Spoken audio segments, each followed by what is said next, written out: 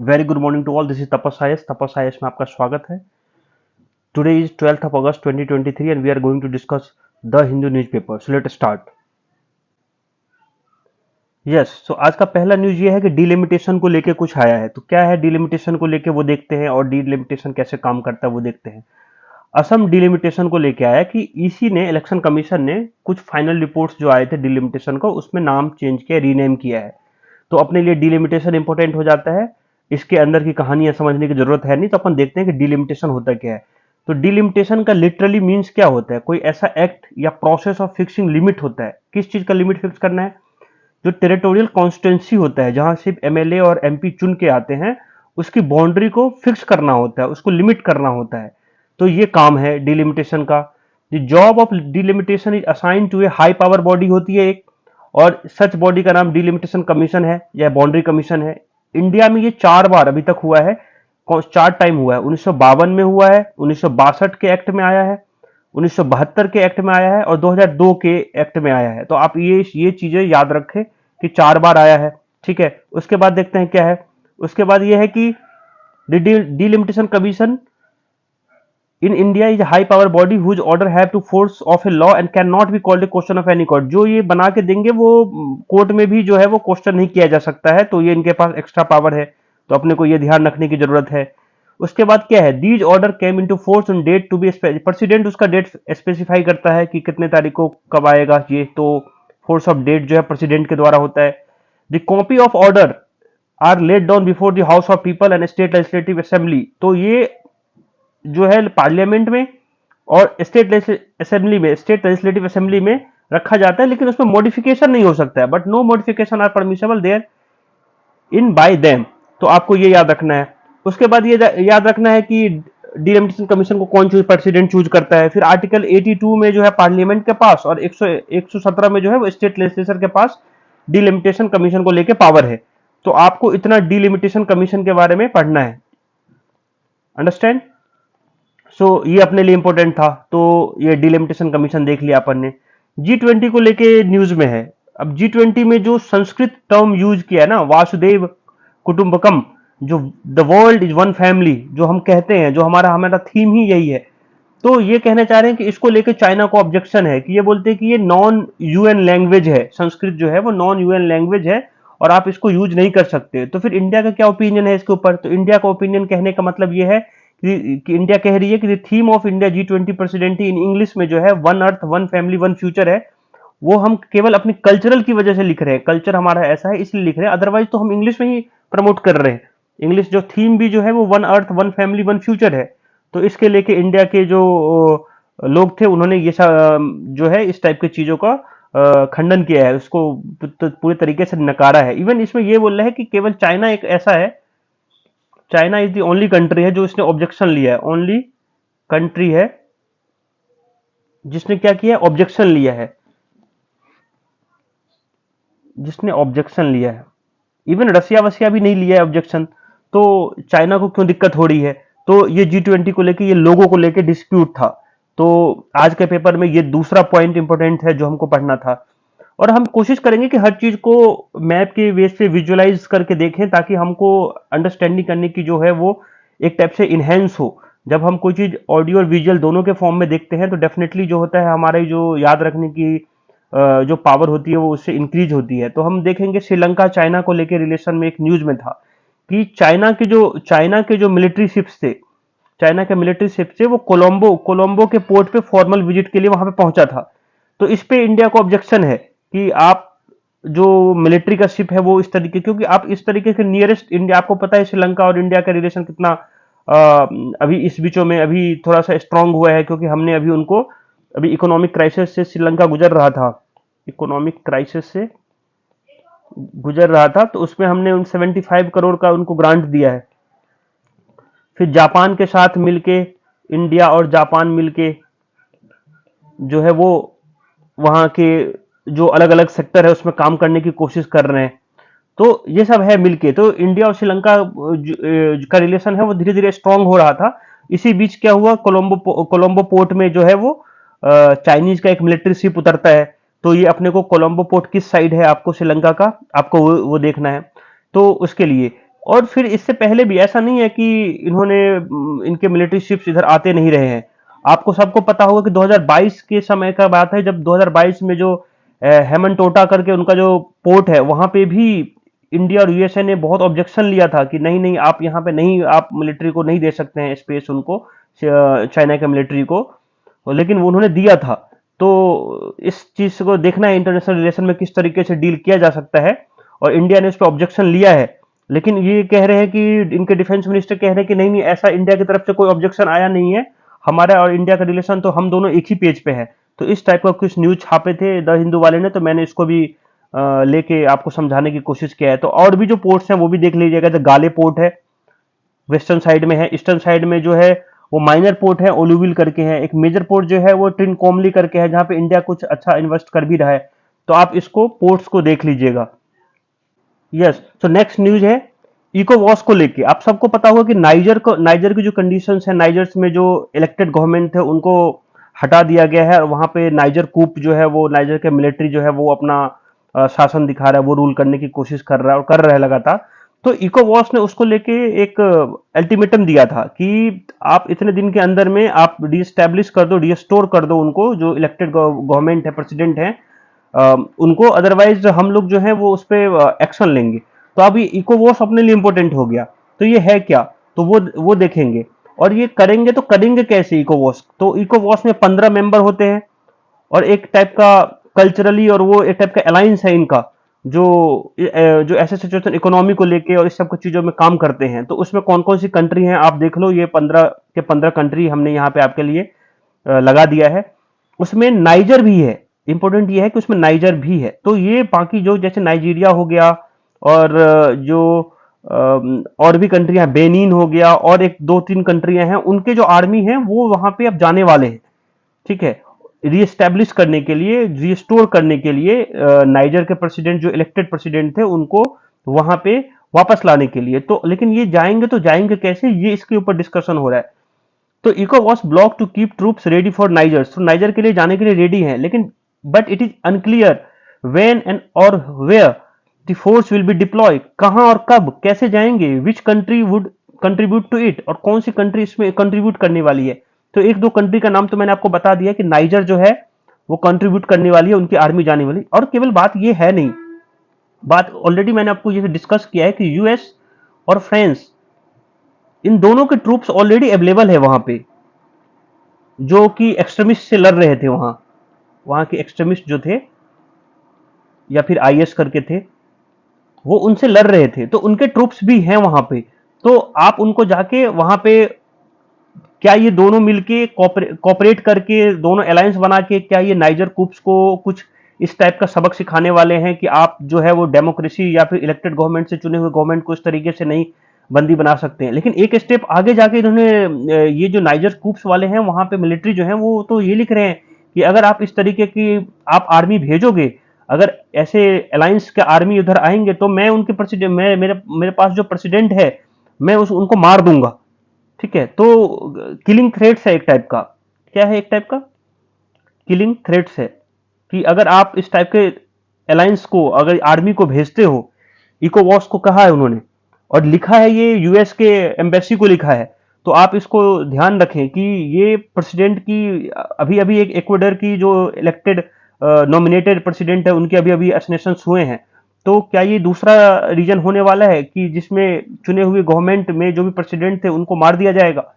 तो इसको लेके सोचने की जरूरत है कि ये जो इकोवॉस है वो किस तरीके से कदम उठाएगा।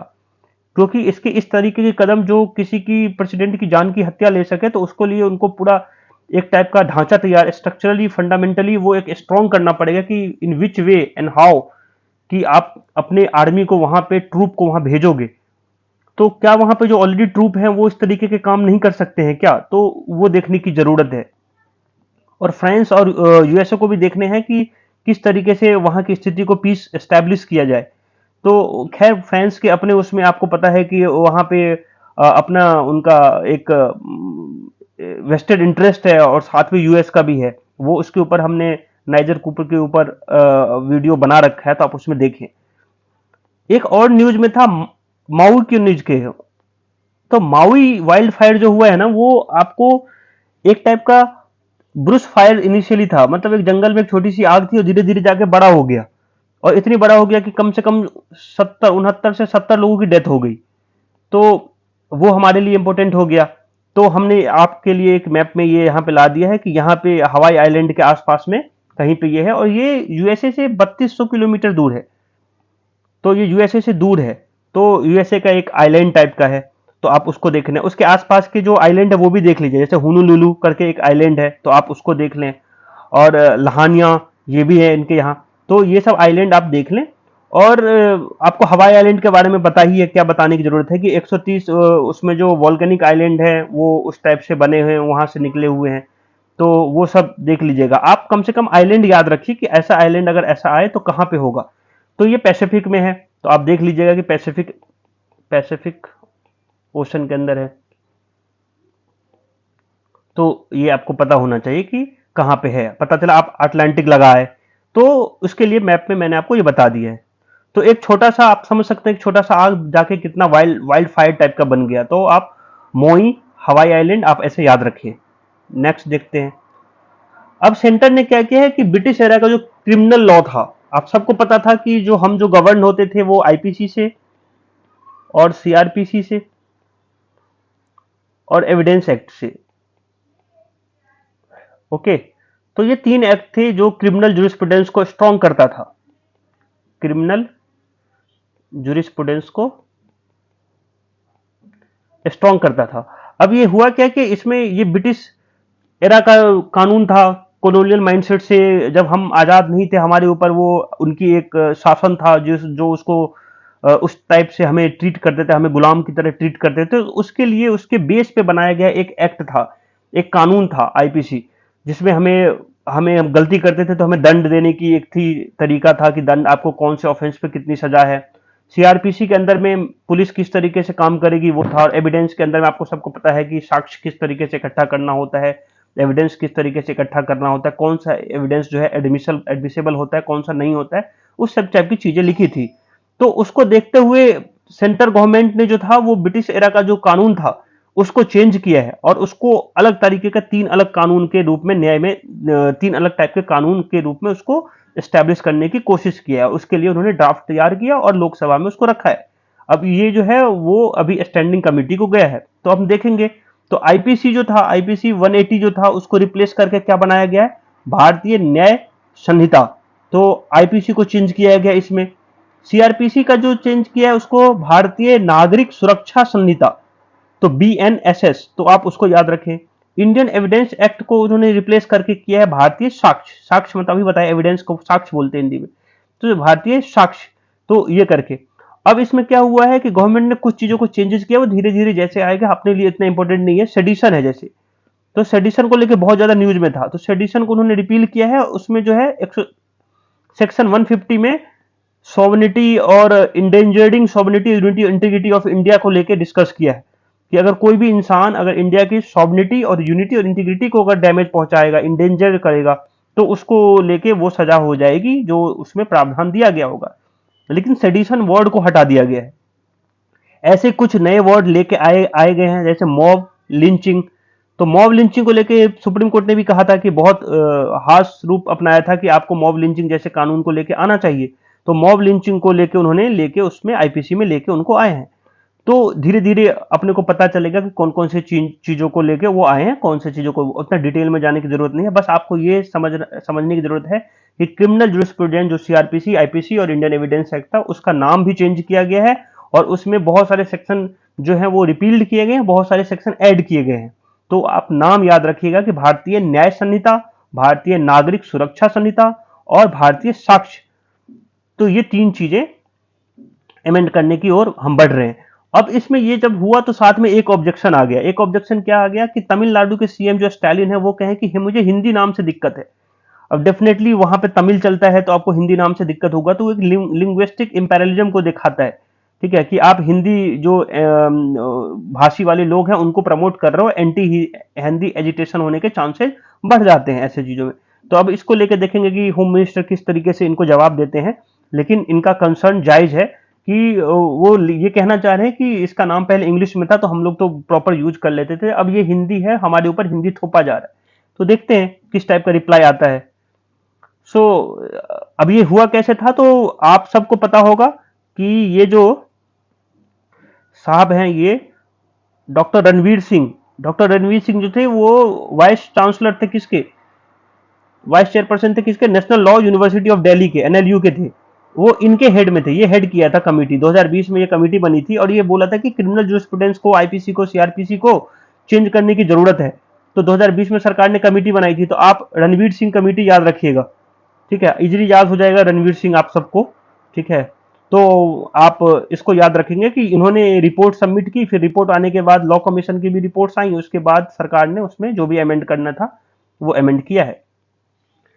आज का एडिटोरियल देखते हैं कि आज का एडिटोरियल क्या है। इन डिमोलिशन राज हाई कोर्ट एज बीकन्स। तो राइटर इसमें इसमें मैंने पढ़ा पूरा, इसमें राइटर्स ये कहना चाह रहे थे कि राइटर्स जो है नाराज है सुप्रीम कोर्ट से। बोले कि जब हरियाणा जैसी जगह पे कॉमनल राइट्स हुए, कॉमनल राइट्स हुए और उसके बाद सरकार ने, हरियाणा गवर्नमेंट ने सबके घर ढहाना स्टार्ट किया। हरियाणा गवर्नमेंट ने जो भी एक्यूज थे, उसमें जो भी इसके नाम आ रहे थे, सस्पेक्ट थे, उसकी प्रॉपर्टी को डैमेज करना स्टार्ट किया, उसकी प्रॉपर्टी को बुलडोजराइज करने की कोशिश की, प्रॉपर्टी को डैमेज करने की कोशिश की और कर रहे हैं। तो उस पर हाई कोर्ट ने, पंजाब और हरियाणा हाई कोर्ट ने उस पर रोक लगा दी कि आप इस तरीके का चीज नहीं कर सकते, और उसमें केवल मुस्लिम के ही प्रॉपर्टी क्यों टूट रहे हैं, राइटर ऐसा खुल के लिख रहे हैं कि मुस्लिम के ही प्रॉपर्टी क्यों टूट रहे हैं। तो उसको लेके इनको ऑब्जेक्शन है, और उन्होंने फिर आर्टिकल 14 को लेते हुए बोला कि इक्वालिटी ऑफ लॉ और इक्वल प्रोटेक्शन ऑफ लॉ को जो है वो काम ही नहीं कर रहा है, कि लॉ तो सबके लिए बराबर है और सबके लिए बराबर है, कानून सबके लिए बराबर होता है। तो आप ऐसे कैसे कर सकते हैं कि मुस्लिम के घर को आप गिरा रहे हैं? क्या ये पॉलिटिकल एम्बिशंस हैं जो 2024 के इलेक्शन में होने वाले हैं, उसको एक टाइप का वो दिया जा रहा है? तो इस टाइप की चीजें राइटर लिखते हैं और सुप्रीम कोर्ट से नाराज है कि सुप्रीम को, हाई कोर्ट ने तो लिया, अच्छा कदम करेगा, सू मोटो लेके रोका उसको, लेकिन सुप्रीम कोर्ट ने क्यों नहीं रोका? तो उसको लेके राइटर जो है वो पूरा ये चीज लिखने चाह रहे हैं। इतना इंपॉर्टेंट नहीं था, लेकिन मैंने आपको इसका फिर भी सार बता दिया है, इससे ज्यादा इसमें कुछ भी नहीं था। तो this is all about demolition raj and the high court as a beacons, इसीलिए हाई कोर्ट को उन्होंने बीकन्स बोला है। अब देख लेते हैं एक लास्ट, अपन जाते जाते, आज से हमने स्टार्ट किया है कि यूपीएससी के पीवाईक्यू में एक क्वेश्चन डेली उठाएंगे। तो आज डिलिमिटेशन न्यूज में था, तो डिलिमिटेशन के ऊपर देख लेते हैं। तो क्या है डिलिमिटेशन के ऊपर क्वेश्चन, देखते हैं। With reference to delimitation commission consider the following statement. तो डिलिमिटेशन कमीशन के ऊपर कुछ स्टेटमेंट्स दिए हैं, उसको हमें सही और गलत समझना है। The order of delimitation commission can not be challenge in a court of law. अभी आपको हमने बताया था कि डिलिमिटेशन कमीशन के जो भी ऑर्डर्स होंगे वो मान्य होंगे, तो वो तो ये लाइन तो सही है। When the order of delimitation commission are laid before the Lok Sabha or state legislative assembly, they cannot affect, इसको ध्यान से कैन वॉट कैन नॉट को अच्छे से पढ़िएगा, can not effect any modification order. ये भी सही है कि एक बार जो असेंबली में आ जाएगा या पार्लियामेंट में, तो उसमें मॉडिफिकेशन या ऑल्ट्रेशन नहीं हो सकता है। तो बोथ स्टेटमेंट आर राइट, तो इसका आंसर सी होगा। तो आंसर इसका सी है। तो आप इसको अच्छे से, ऐसे क्वेश्चन जो भी आए न्यूज में उसको क्वेश्चन फॉर्म में देखिए, लास्ट पीवाईक्यू देखिए और उसको सॉल्व करने की कोशिश कीजिए। Thank you so much, have a nice day. और आप लोग से उम्मीद है कि आप सब्सक्राइब करें, लाइक करें, कमेंट करें। आपके लिए ये